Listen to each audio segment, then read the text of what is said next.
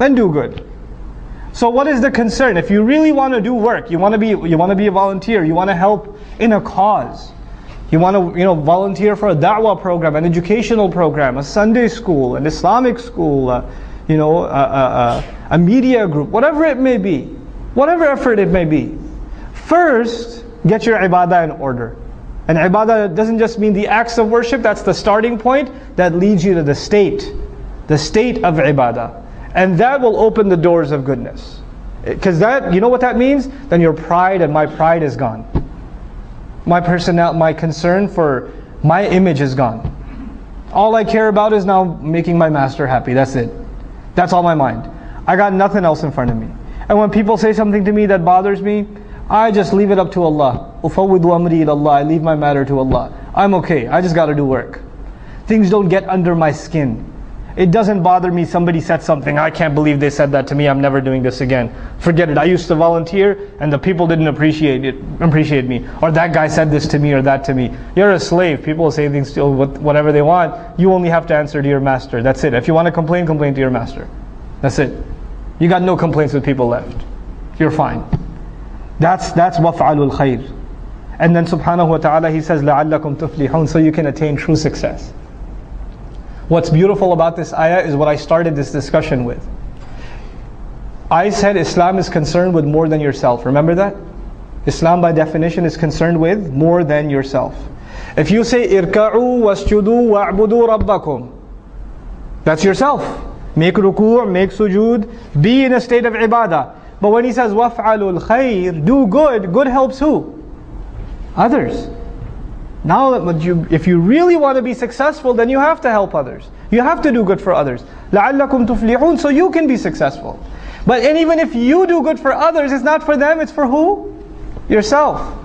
So our voluntary contributions in whatever way, shape or form are actually efforts to help our own selves.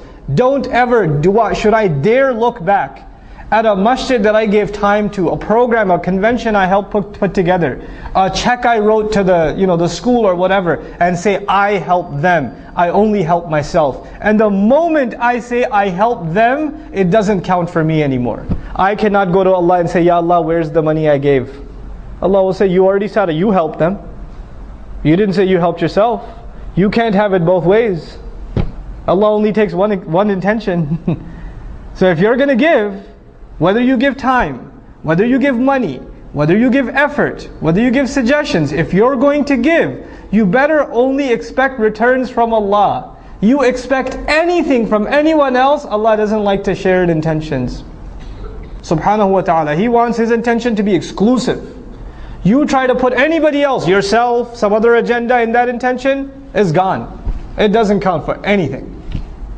So you know how sometimes in Islamic organizations, especially because so many of our organizations are donation dependent.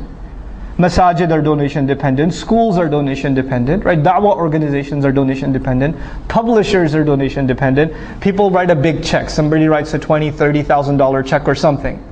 And then all of a sudden shaitan comes to them first of all and says, Mabruk.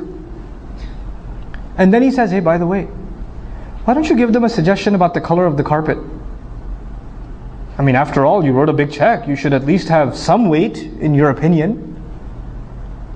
And so you go and you give a suggestion.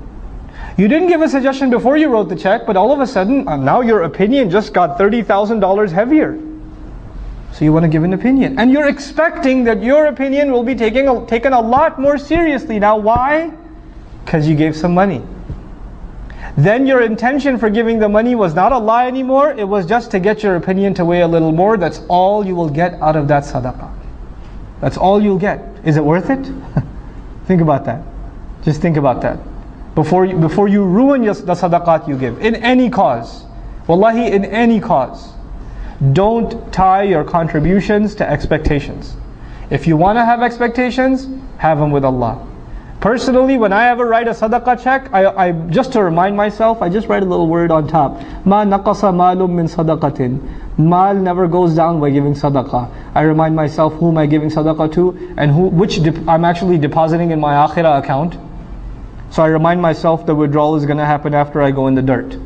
So I don't expect any withdrawals yet. You try to withdraw now, you won't get anything there.